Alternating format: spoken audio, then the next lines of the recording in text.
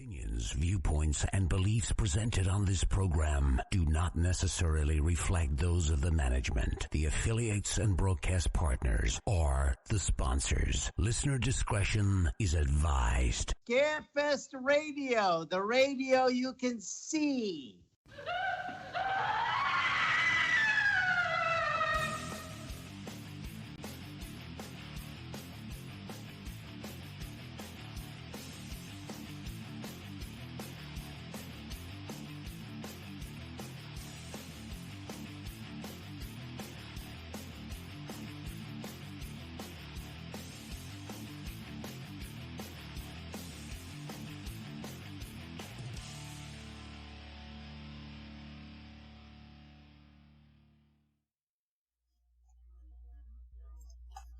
And hello and good evening, everyone, and welcome to Scarefest Television. The original broadcast date, June 10th, 2022.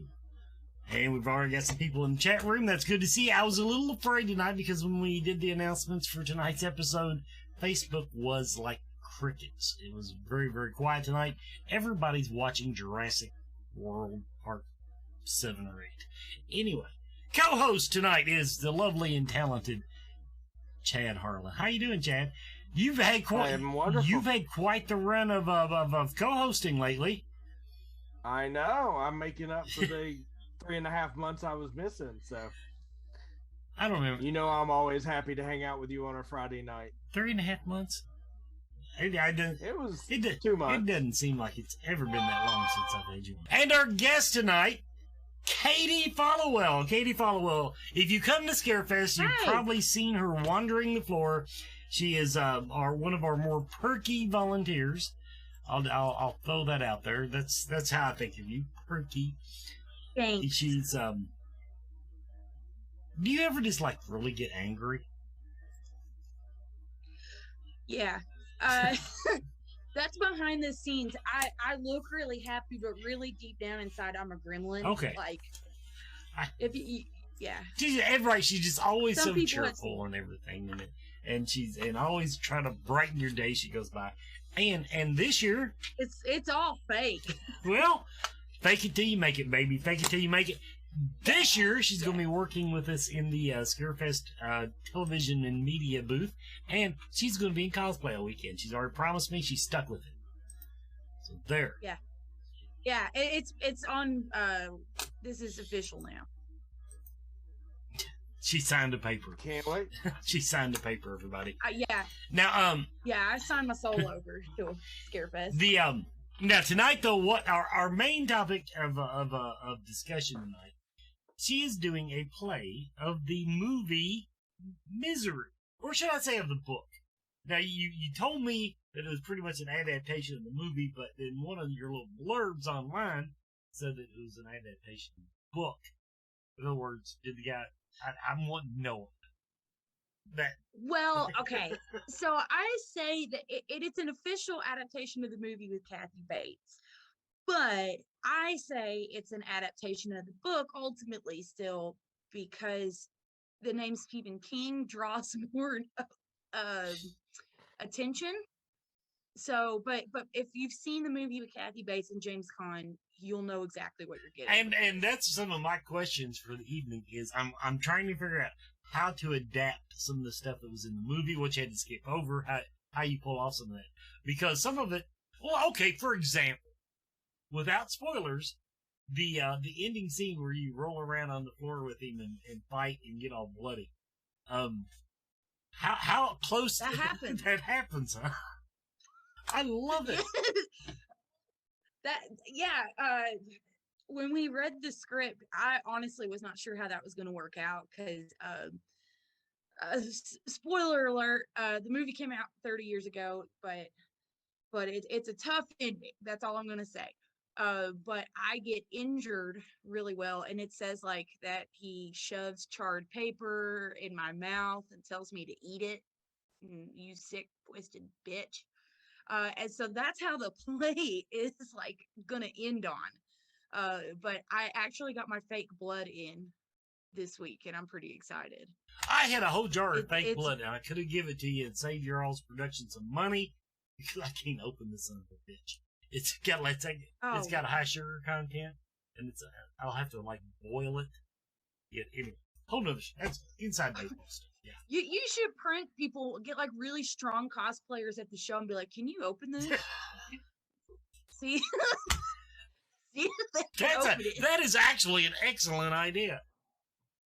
Yeah, I saw it on TikTok recently at an anime convention, so I think we should steal that idea. Yeah.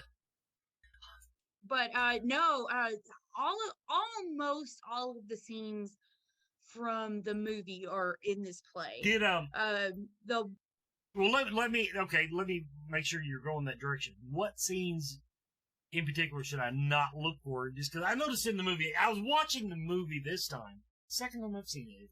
This is not my first time seeing the movie. So glad. But I was watching it thinking, well, that scene only lasted 30 seconds. How, is that worth the scene change? That type of stuff. Now, some of it was important plot points. But, it does flip around a little bit. I feel like this flows better than the movie. I'm with you. The movie to me felt a little choppy, it seems. And I think choppy is a good word for it. Just short segments. It's still a classic, but like I feel like the flow of this is better. Some things just wouldn't have an effect in the stage play. Like in the movie, James Caan rolls into her room and finds that scrapbook full of all of her newspaper articles of torture. And we don't have that because there's no way that we could imply to a theater of 500 people that this scrapbook has newspaper articles in it. Like it would just be too cheesy. So that has been taken out. The screenplay is actually written by William Goldman, who did Princess Bride and also did the screenplay for the movie. So the actual script is dead on what the movie is. So okay, so the script is professionally produced. Yes. Okay. Well, then yes. That gives me much more confidence that it will be a fitting tribute to the original work. Well, and like when I saw that they were doing it, I had to audition. First of all, I'm a big reader. Second of all, like I said, on Facebook, tie a man to a bed and torture him for weeks. That's right up my alley. So, I had to audition for that. But honestly, the Years of Scarefest, I've enjoyed watching horror movies and studying them. So I was like, I want to do it like on my terms. So, but they actually just did this show on Broadway, not too long ago with, Bruce Willis was playing Paul Sheldon and Laurie Metcalf from the show Roseanne was playing Annie Wilkes. Wow. So it's that same script. Damn, I missed that too. I'm going to take you back a little bit before we get too much further in, and then I'll turn it back over to Wes, Katie. You've implied a little bit, but who are you playing in the play? Oh, I'm playing Annie Wilkes. The role originated by Kathy Bates. And that's been very, very interesting and difficult to take on because she is so strong. But sometimes what works really well on film doesn't work the same way on stage. Like you do have to be a little bit bigger. So I've had to learn how to kind of adapt her performance, put a little bit of me into it, put a little bit. Truthfully, I've had people inspire me a little bit with this performance. And then, but I still want to pay tribute to Kathy Bates. That's what people expect. But it's been a lot of fun. But there's a more Annie Wilkes in people than they realize or like to admit, I think. I think we've all got a little bit of, sadistic torture in us. At least all the people that hang around this group. So, yeah, it's okay. It's okay. We admit it. It's all right. See now, I would argue rather than Katie being and Danny Wolf character being the embodiment of, well, batshit crazy as I posted. I would say that, okay, when we're introduced to her, she's very polite, doesn't curse. What, one cuss word in the whole movie? Is that right? Didn't she find? She says one curse word. Yeah, okay, so I was right. Maybe two. And I'm just gonna say you were typecast. You. Thanks. Well, and it's odd though, but people have pointed out that I look more similar to Kathy Bates than I knew. I've never been told that, but when I get into costume and stuff, like I have similar facial features. So, I actually swear like a sailor. When I told my mom, "Oh, I can do this," she doesn't swear and blah blah blah blah blah. She's like, "You're screwed." But Go, Mom. so, yeah, so it's been really fun. I'm playing her, in my opinion, a little more energetic than Kathy Bates. A little more. I'm putting that side of me in it. You almost have to in a back. theatrical play, though. I mean, Because in my opinion, and Jake Godbold argued with me about this at the brewery, is that I think there are some scenes where she's very monotone in it, and it's creepy on film, but on stage that would be boring as shit to watch. So like I have to be a little more energetic, and I'm trying to make her a little more spastic and nervous. I don't know. I think deep down at heart, I think Annie Wilkes is a romantic. I think she thought that he would fall in love with her, and he didn't because she's a stranger and she's weird, and it just went haywire. Like I think maybe that makes me a little screwed up because I'm like, she's not all bad. She's nice, sort of. Well, sometimes you just have to do what you do to get the next date set up. So, right. Sometimes you just have to break his ankles to make sure he won't run away. That scene is interesting for the stage play because the hobbling scene is in our production of Misery. I bought a sledgehammer. I was gonna say, are you method? Yeah, I did. I am a method actor. But no, they wouldn't let me get a real sledgehammer. I asked, but because I was like, "Can I pick it out?" I'm so excited. But no, I did buy a prop sledgehammer from like England or something. And let me tell you, I thought that would come to me very naturally, but he's wearing a brace to try to protect himself a little bit on stage. And I have like this much space to swing at. But let me just say, I didn't do well in gym class. I don't have a very good aim. So I'm making him pretty nervous. But it's I kind of am having a little too much fun with it, I think. Well, him being nervous can only enhance the performance. So they're like, you got to get up in his face and scream at him and, all kinds of stuff. And I'm like, oh, deep down, that's what I'm really doing inside is just being like, you idiot. Like, but though, the most difficult scene for me personally that I struggle with, I don't know, Wes, you'll know what I'm talking about, is the cockadoodie car scene where she talks about going to the chapter plays. Yeah. That is the hardest, stupidest monologue I've ever had to do in theater. Like, over the years, I've been doing theater for at least 50 or 60 years now. And, but I've rapped about vegetables. I've sang whole songs about the Bible. I did Young Frankenstein and sang a song about tits. None of that phases me. But this scene is one giant run-on sentence, and I struggle with it every night. Like, but that's I was not expecting that to be the one that stresses me out. Okay, everybody, we're going to take our first commercial break of the evening. We are talking with Katie Followell of the Misery performance, and it will be at the Anderson County Bearcat Auditorium. And I didn't write the dates down because I'm a freaking idiot. But we'll find that out when we come back. I know them. She knows them by heart. They're printed on the front of the book. Anyway, be right back.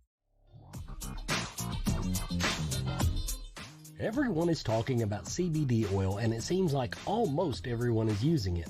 The research is ongoing, but the apparent health benefits are overwhelming. If you're going to use CBD products, though, what brand should you buy? First, find out where the hemp was grown. Imports are flooding the market. How potent is it? Look for a brand that plainly states its concentration on the label. And look for full spectrum CBD. This means the oil contains CBD and all the other cannabinoids, terpenes, and nutrients that are found in the entire cannabis plant. Look for Blue Leaf CBD oil. Blue Leaf Naturals is a Kentucky proud company. They use only Kentucky-grown hemp, supporting Kentucky farmers and businesses. Visit their website at blueleafcbd.com now and use the code SMILE at checkout for free shipping.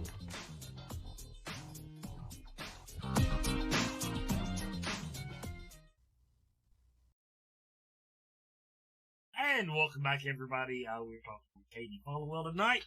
The performance is Misery. It is at the Anderson County Bearcat Auditorium, June 24th, 25th, and 26th.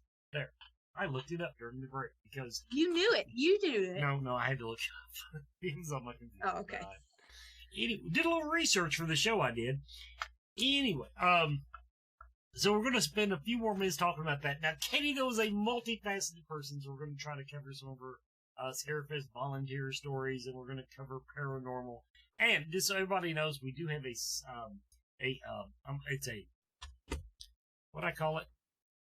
I came up with the right word. Entertainment? Yeah, entertainment.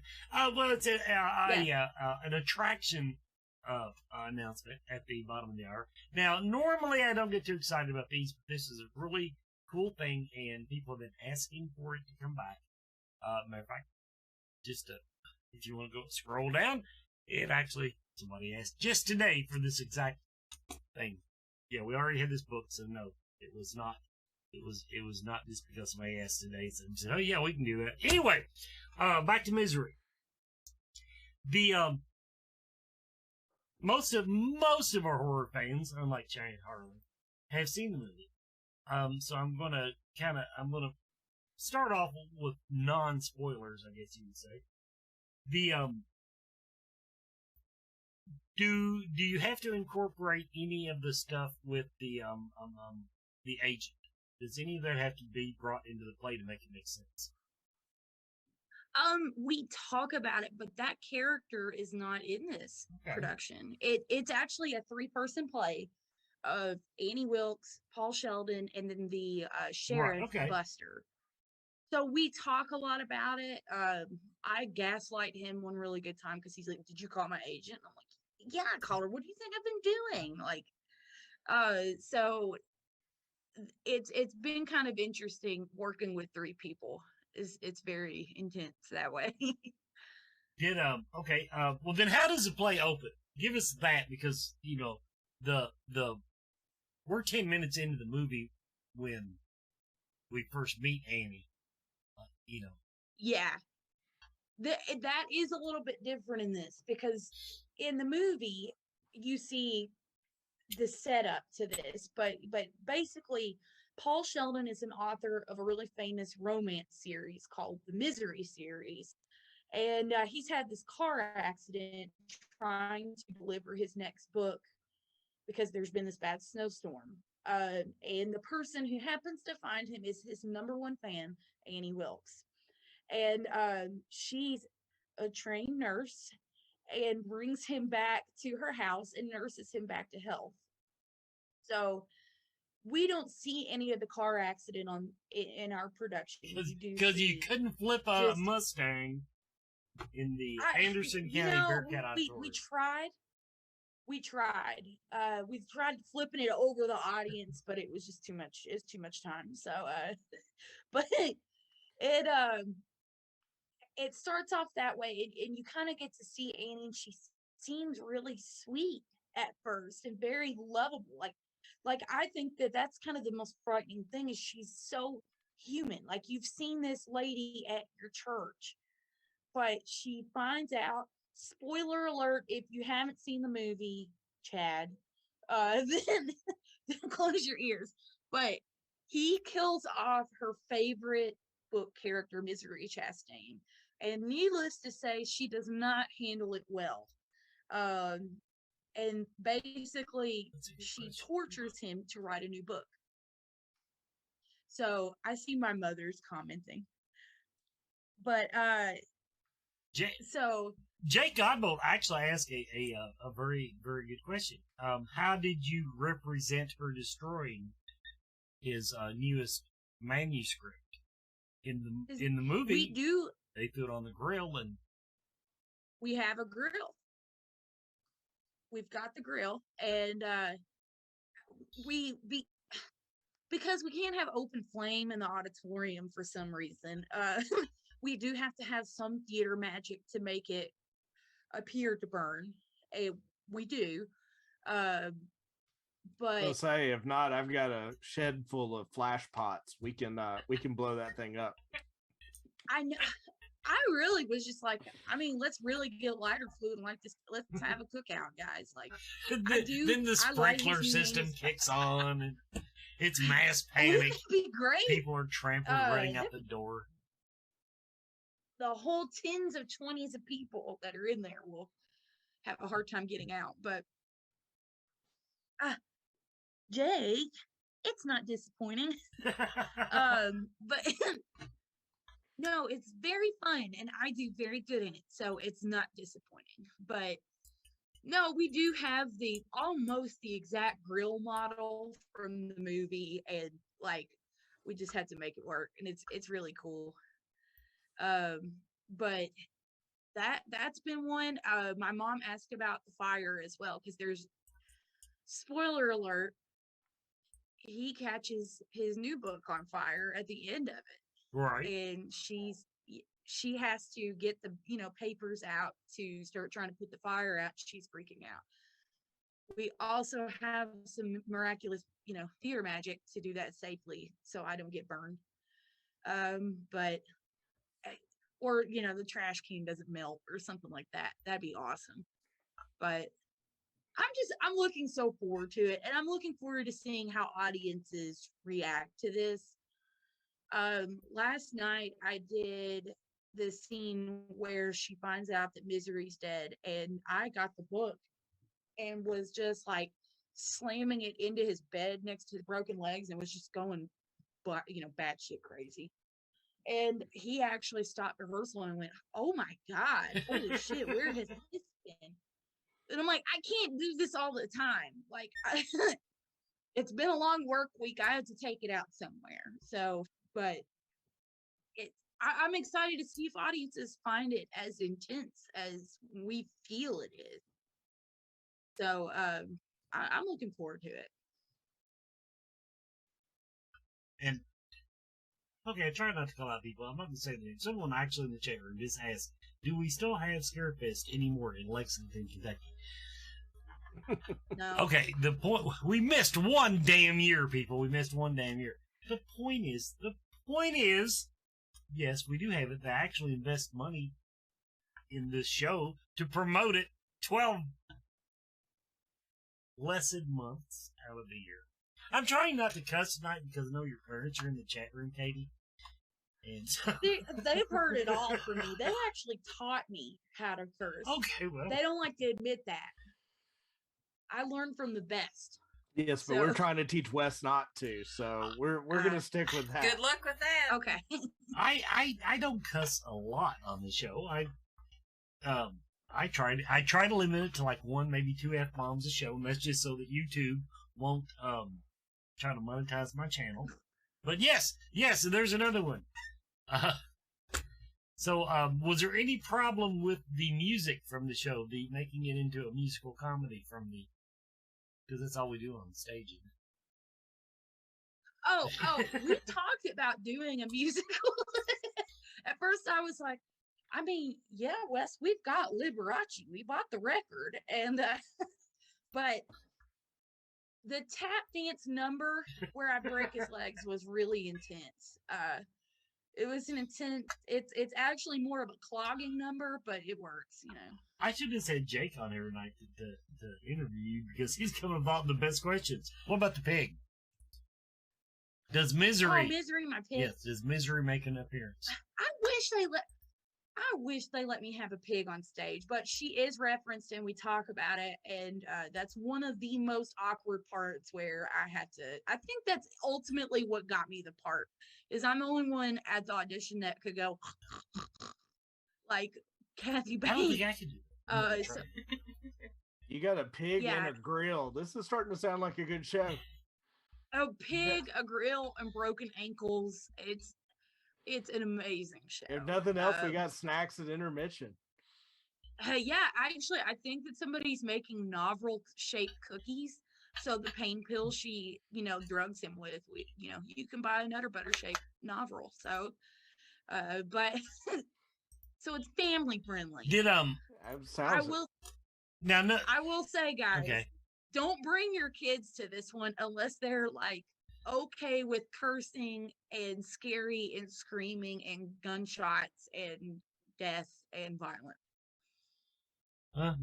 I shouldn't have I'm to just say saying, that, but present company, that kind of thing. Now another thing. I did Young Franken. What I wanted to ask, okay, this is from watching the movie. One of the big reveals of the movie, if you will, or after he's been in the wreck, was how badly his legs were all banged up. How does that translate onto the stage? It's actually very cool. We've got a little rig set up, like little fake braces that I've, just gathered crap around the house with. But we bought a bruise kit. After seeing the Amber Heard and Johnny Depp trial, we knew where to get one. And so he will be bruised up pretty good. And they might be real bruises by the end of Tech Week for me, but he will have an effect of bruising. You should be able to see it. Okay. That's yeah. We actually, honestly, guys, I am basing a little bit of this off of Amber Heard. Like, I've watched the trial the whole way through, so I'm having to practice my fake crying without tears. And what are you gonna do to the bed? You gotta find out. You gotta. That's right. We gotta leave a little bit in the stash there, so people want to come and see this, and not just. By the way, thank you, Jake Godbold, for making it possible for me to watch the movie again this week, because I didn't happen to have a 30-year-old copy of it laying around my house. Yeah, thanks, Jake, for sharing. Otherwise, I could have watched it too. He felt I was Amazon Prime. I did see Jake ask, I eat the burning paper. I do eat the burning paper. They do shove charred paper in my mouth while he chokes me to death. That's in there. Realistic as possible. Okay, commercial break. Now, when we come back, everybody, we do have our announcements for the evening. And then now we're going to take this a little bit off the theatrical production. We're going to be talking about some other things that Katie does. And so we'll be right back after this.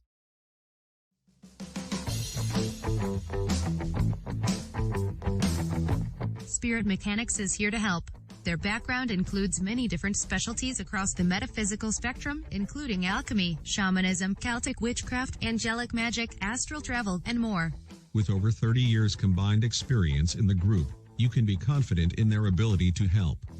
If there is a question you have that you cannot answer, They will do their best to assist you. Metaphysics can be intimidating, confusing, and unfortunately, abused. Spirit Mechanics takes pride in being selfless in the pursuit of helping others, being humble and honest with their clients about their questions, and lastly, maintaining a professional and personable atmosphere. They want you to feel as you are coming to a close friend, and they will do everything in their power to make you comfortable and safe.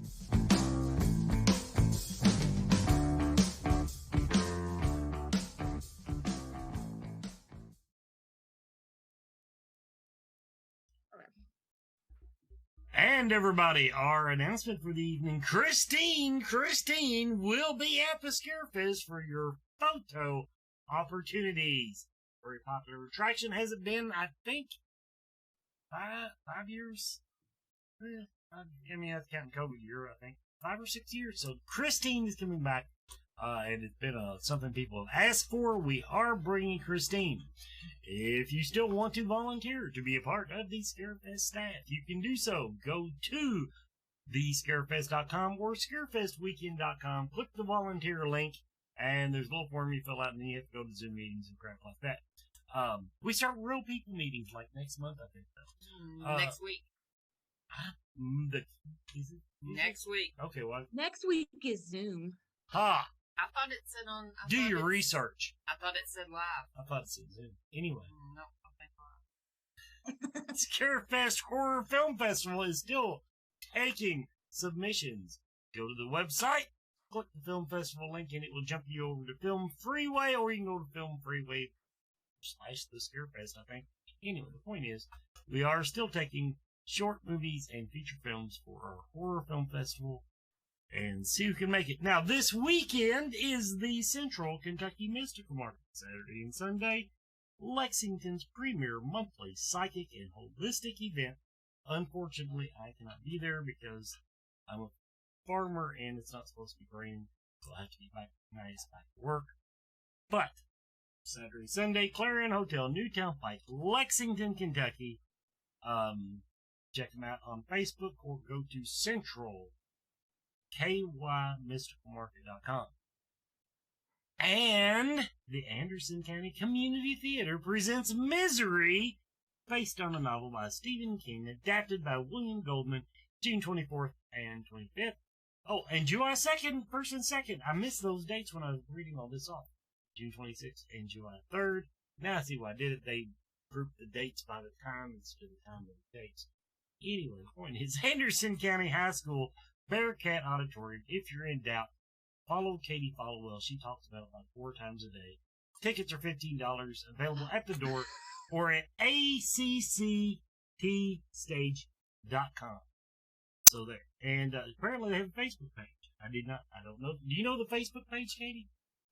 If you just look up Anderson County Community Theater, it's a Facebook group. That's the page. So I recommend that personally to get tickets. Okay. Technical difficulties. Mercury was in retrograde, so anyway, technical problems. So now Well, Katie, now that I was going to toss it. I was going to toss it over to you. You just stepped on your introduction. That's me. I always mess something up. Katie, now that we're back, let's shift gears a little bit. I know that you're interested in the paranormal. Why don't you tell me a little bit about how that interest began? I actually have a very boring answer for that.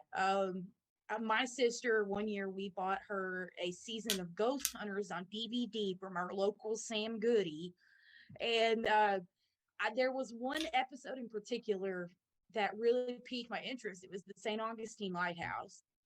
And the evidence in it is really cool, and it didn't creep me out or anything. I just wanted to know what that was. So after that, I started doing more research.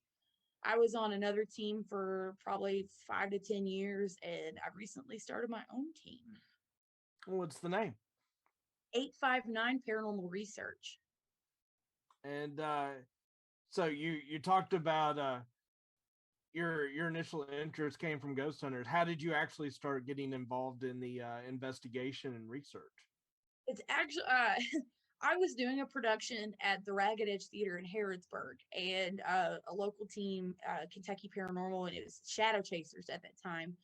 They had reached out to the theater to do a ghost hunt there.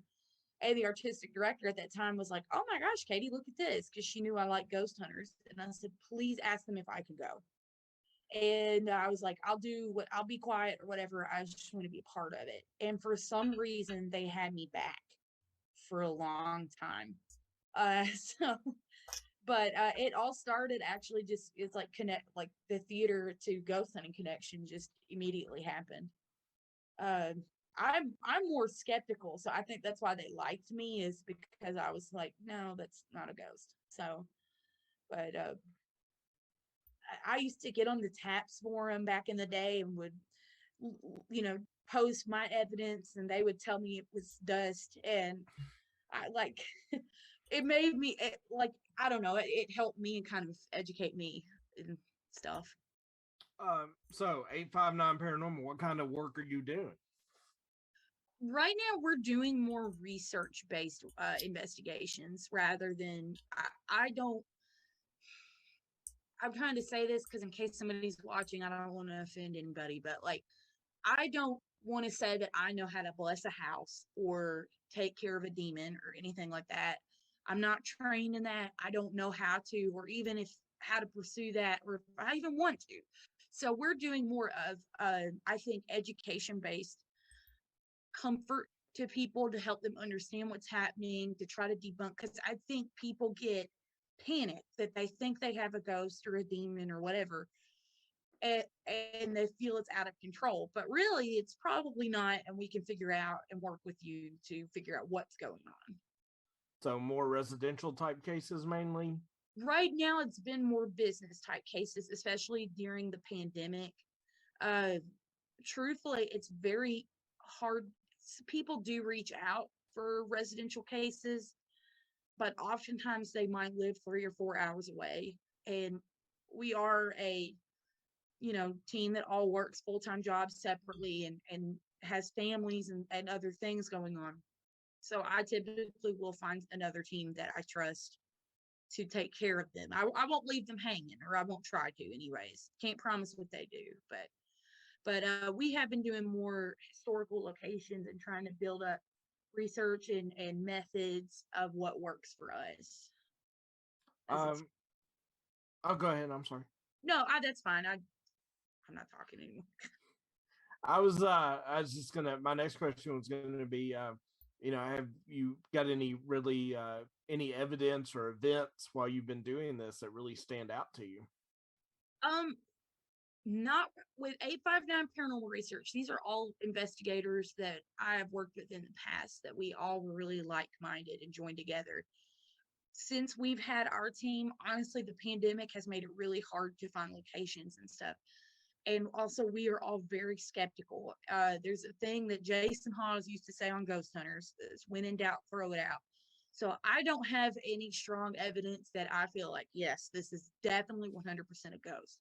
We've had EVPs and things like that pop up, but if there's a doubt that it could be something outside, or it could be an investigator that didn't tag the evidence, we toss it. But we did do last year, it was really fun. We did kind of a few library events where we came and did a seminar on us and what we do, and we answered a lot of really interesting questions from just the public, that I think there's an interest for it, and a lot of times people don't get that opportunity to talk about ghosts. So absolutely, that's always fun. There's always an interest out there, especially with all the shows out there. It's always fun to go talk to people. I know you said that you're very tough on your evidence and throw a lot of it out, but any personal experiences you've had that really stand out, whether or not it would rise to the level of evidence or not? And that's what I always talk to people about, is that there's clues and events, but they don't necessarily rise to the level of evidence. So what have you had happen?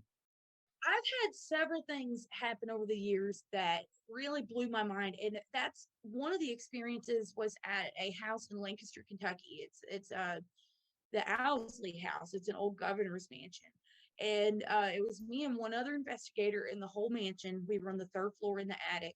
And I always do that bullshit ghost hunter question. Is there anybody in here? Anybody want to talk to us? Well, I heard this loud boom, boom, and like the floor shook. And honestly, at first I thought somebody was just messing with us. I actually called our other investigators and went, slam the doors again. What? Stomp, do something. What was that? That sounded like an explosion in the house. And we could never recreate it. So again, I said, if that was you, can you do it again? And that got closer to us. But what was weird is that on the audio, I had a recorder on me and the other investigator had a recorder on me, and neither one of them picked that up. But you can hear us reacting and freaking out, but I don't know what that was. That's interesting. The only time and there's one place in northern Kentucky, if you ever get to go, it's freaking haunted. It never lets me down. Even when Ghost Hunters had that like a reboot on A&E a couple years ago, I actually talked to somebody about this house trying to get them to go there. It's the General Butler State Park. The Butler Turpin house is spooky booky.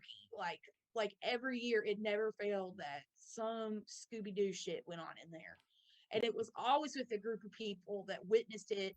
I mean, stuff moving, things falling down the stairs, voices, shadow figures, all kinds of stuff. But the only time I've ever been scared, and I feel like this isn't a fun answer, was at Waverly Hills. We had rented the building, and I was on the fourth floor, and we were trying to do the challenge of where we all by ourselves walk down the length of the building alone. And so I'm alone, and I'm not gonna lie to you. I'm not gonna pretend I'm tough. I'm a big baby. And so I had my head down because I was like, I don't want to see anything right now. I'm just trying to get through this. But this sound came right in my ear, and it sounded like nails on a chalkboard, like really close to my head. It's like a breath. And the whole side of my head, like I could remember feeling my forehead down to my chin, all of it was just, it got like tingly, like a prickling sensation. And I looked up and saw a shadow figure up close in this room next to me, peek out around the door, solid as you or me, but just complete black, and then go back. I said so many curse words walking down that. Tried not to crap my pants, but like that's the only time I've ever been like, oh my God, holy freaking crap. But it was awesome. It was an amazing feeling though. Absolutely. It happened so yeah. Have you ever been to Waverly? I've been 7 times and headed back in August. That's why I was about to clarify. You said fourth floor? Fourth floor, yeah. Okay, I'll look for it when I'm back there. I'll tell you. Yeah, it was. I got my best audio evidence. Nobody talks about the fourth floor. I have never gotten any evidence at Waverly, and I've been 7 times. So, I'm gonna go try again. Try it. I mean, and they've done some really amazing renovations, like in the lobby that I really want to see in person. Yeah, it gets a little nicer each time I'm there. They're making progress. So yeah. I can tell you, Chad, the fourth floor. Now, I got the best EVP evidence of one of our entire investigations on the fourth floor. Unfortunately, because we did have a fairly decent sized group with us that were all up there, I didn't really trust it enough to say, oh my God, this is evidence of the afterlife. That being said, it was very contextual. It had the right EVPs. I tend to look for a certain tone. In other words, I don't like the scratchy ones. I like the whispery ones. But then again, when you're in a group like that, I don't know nobody was whispering. So. Yeah. Yep. I actually had an interesting experience in there, kind of relating back to theater. I typically do musical theater. That's what I'm my best at. And so I went onto, I believe it was the Veterans Wing, and sang the national anthem. And it was the weirdest thing that you could see shadows dart out and peek around the doors and stuff. And it made me feel good. Like, I don't know. I just felt like that if veterans are here, they might want to have that. But or hear it. They probably care still. But that was really cool. Waverly, I always tell people it's never what you or it was never what I expected. It was either dead, no pun intended, or it was like creepy. Like just really creepy. And of course, did we ever have a camera on or a recorder when it was being creepy? No. But it's such an interesting building. That's what I tell people. I actually have never had anything scary or creepy happen there, but just walking in the place, I get this incredible feeling of peace come over me. And I think it's because all the doctors and nurses were there trying to help people, and it left that sort of mark. But yeah, even though I've never got any evidence, I keep getting drawn back. So I can't wait to get back there again. I hope you get something. The first time we went, it was pretty quiet. But the second time, what always amazed me is I could hear audible coughing in the building, and there'd be nobody around. There was one time we were getting a tour from the owner, and we could hear women talking on the first floor, like we were near a staircase, but we were the only people in the building. So she actually went and double checked. There was nobody there. There was always just audible sounds, and sections of it made me feel very heavy and creeped out.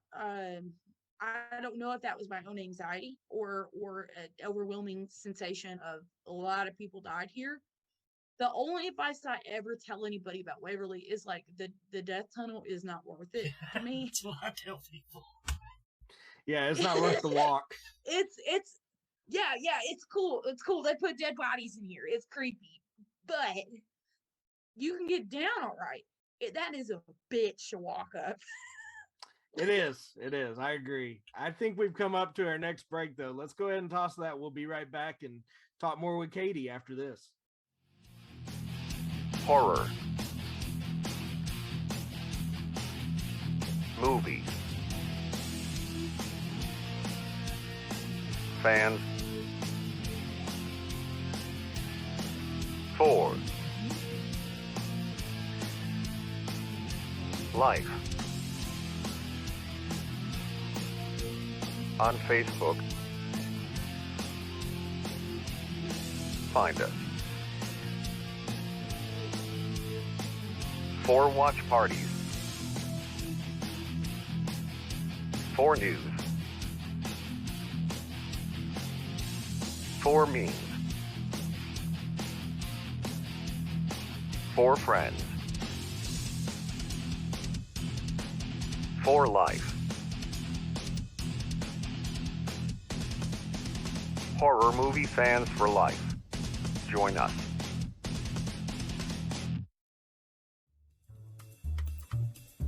Hey, Scarefest fans, it's Joe Lewis, Bonehead Weekly. I'm going to delve into a film that and by the way, happy Ghost, I'm wearing my beat up Ghostbusters shirt because it's Ghostbusters Day. Of course, by the time you see this, it's already over with. So anyway, I want to talk about a movie that most of you haven't seen. And it's unfortunate. It's on Pluto TV. It's on Tubi TV. It came out in 2008. It's based on a Clive Barker short story called The Midnight Meat Train. Can you say it with me, kids? What horror movie you go to watch? The Midnight Meat Train. It's good. It's good. Listen to this cast. Now, a lot of these people weren't necessarily as famous as they are now when it happened. But listen to this. Stars Bradley Cooper. You ever heard of him? Leslie Bibb, great character actress. Brooke Shields. Roger Bart, you may remember him from the second, that movie Eli Roth, where they're staying at the Hostel Part 2. It's one of the bad guys. He's also young Frank. He was in Young Frankenstein on Broadway. Ted Raimi, Sam Raimi's little brother. Vinnie Jones is the villain. And it is a brutal, brutal movie. And what I'm going to do is kind of I'm going to read a little bit of the plot and go from there.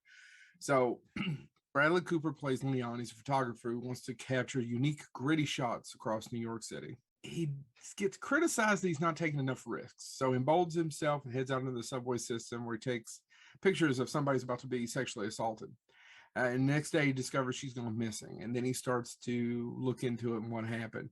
And that's where everything goes to hell. He tries to give the police the photos, but a lot of people don't believe him. He thinks there's a butcher on the subway station killing people. He names him, his name is Mahogany. He follows him into the last subway train of the night, not only to witness a bloodbath. The butcher kills several different passengers and hangs their bodies on meat hooks. And he passes out on the train, wakes the next morning, a slaughterhouse of strange markings carved on his chest. So it just kind of goes crazier from there. The less I know I say this a lot, but the less I tell you about it, the better it is. I find it a little bit fascinating as this movie was actually going to be directed by Petrick Tatopoulos. I don't expect you to know who that is, but he was a production designer on a ton of movies you like. And he actually directed one of the Underworld, and it didn't work out. Ended up in Lionsgate, and it finally was going to be released in early 2008. It kept getting postponed, and then they finally dropped it in the theaters, only in the 100 cinemas, in second-run homes. And remember, in Lexington, where we're at now, Lexington, Kentucky, there used to be a dollar theater, and what that is a second-run cinema. And that's where I saw it because no one talked about it, and I wanted to see it. And I'm a big Clive Barker fan. I have a great, if you get me drunk, and I'll tell you my Clive Barker story when I met him. No one was there that night. And I'm watching it with my friend James, one of the boneheads, and we just couldn't believe what was happening. The movie is so dark, so bloody. It's kind of hard to fathom how it got made, at least in a studio. It's kind of hard to fathom how they kept the essence of Clive Barker's short stories. So, because a lot of the things from the Books of Blood, a lot of those short stories, they kind of water them down. They don't really get the the beating into it that you kind of expect, because some of those short stories are so graphic and so hard to take. And this movie has a hell of an ending that's going to maybe make some of you mad, maybe kind of piss off some of you. It's a dark film of Bradley Cooper before Bradley Cooper was Bradley Cooper. So what you need to do is go out and find this movie. Like I said, you can watch it on Pluto and a couple of other streaming services for free. It's just free. Pluto, Tubi, Vudu, it's all on there. And check out the Midnight Meat Train. This has been Joe Lewis of Bonehead Weekly. And welcome back, everybody, to the last few moments of Scarefest TV. We're going to round out the hour now. We've been talking to Katie Korsnout of Misery, presented by the Anderson County Community Theater, June 24th, 25th, and 26th, and July 1st, 2nd, and 3rd. Much easier to put that out there that way. Times are available. Yeah. Go to their website. Look them up on Facebook, the Anderson County Community Theater. And you can find out. Tickets are available at the door. I don't expect them to sell out, but make them sell out. Prove me wrong. Yes. Everybody, if you're remotely close to we decided it was Lawrenceburg. Stop in and say hi. Yeah. Now, of course, in the last segment we talked about 859 paranormal research because fuck 606 and 502. Yeah. Welcome. Although we go there too. Well, then that just doesn't work anymore. Yeah. Okay. Look, we'll stay on that topic a moment. What is now? Okay, now before I even get to that though.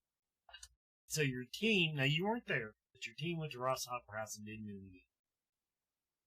No, honestly, we had been at Waverly Hills the weekend before. So I think that, like, just mentally, they weren't there. Like, they weren't in the zone. Well, then they did it wrong. They did it wrong. I wasn't there, so that's why. Waverly's very haunted. I have no doubts. I think per square inch, I think the Ross Opera House is much more haunted. But then again, you don't have to walk up 5 flights of stairs to get to the top of the building, which makes a big difference on Sunday night. True. It's a very cool place. I want to spend more time there. No, I do want. What's your dream place though? What's on your bucket list as a paranormal investigator? As a paranormal investigator, I went on a ghost tour at St. Augustine Lighthouse where I stayed in the tower, but I would love to do that with an actual team and have the I'm having an old lady moment. I'm sorry. All the setup, the cameras, and all that crap. So, like, I would like that. But honestly, deep down at heart, I'm a theme park enthusiast. So, any haunted theme park, I would love to do it. That's something I've never done.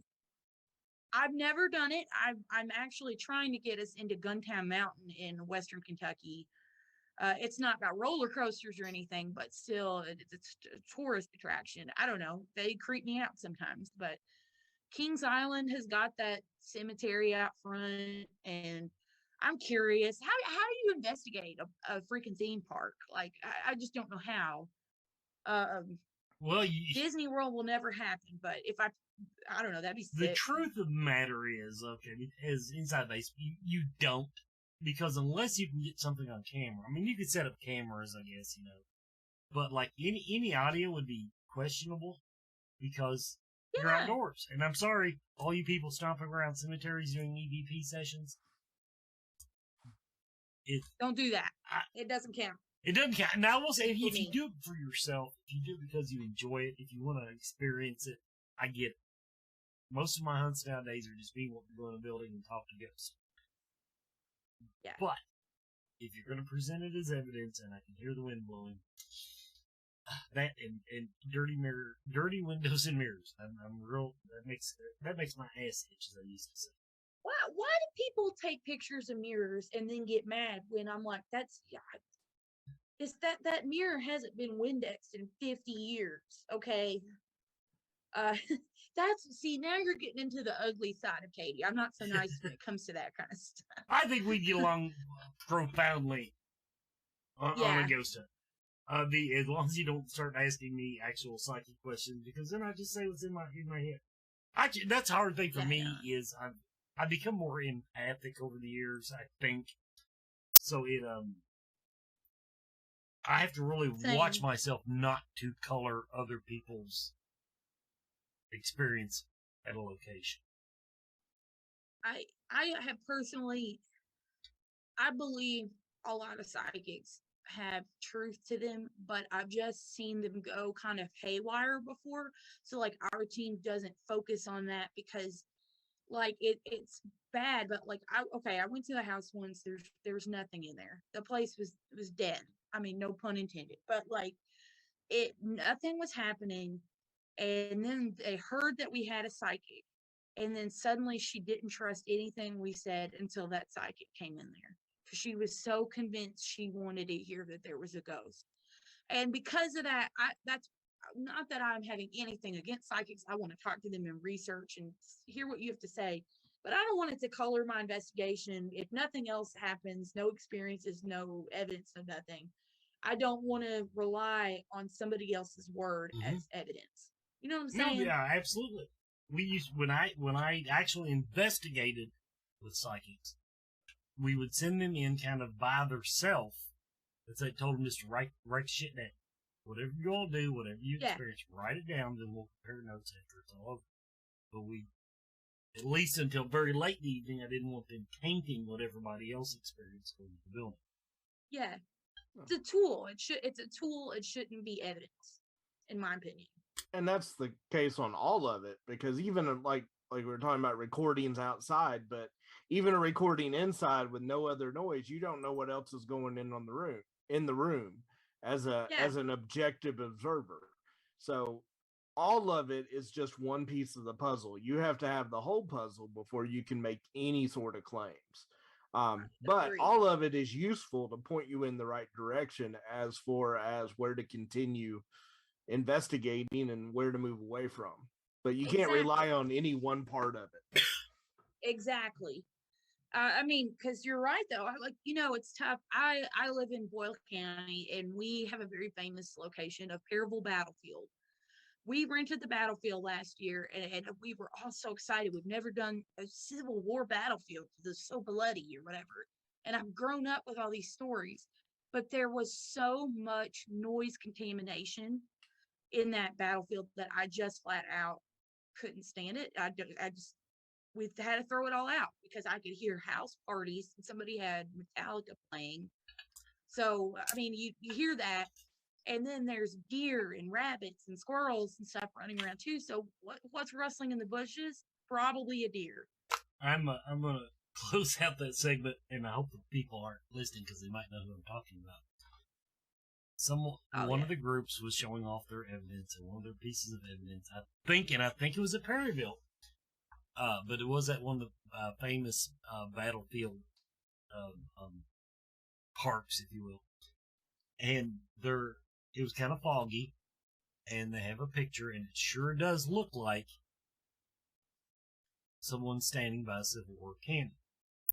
And I'm thinking, I have never been to a Civil War battle site that they didn't have Civil War cannons every fucking 50 feet. So, unless you can show me a picture of that location with the same tree that there's no, there's nothing there, then that's not evidence to me. So. No.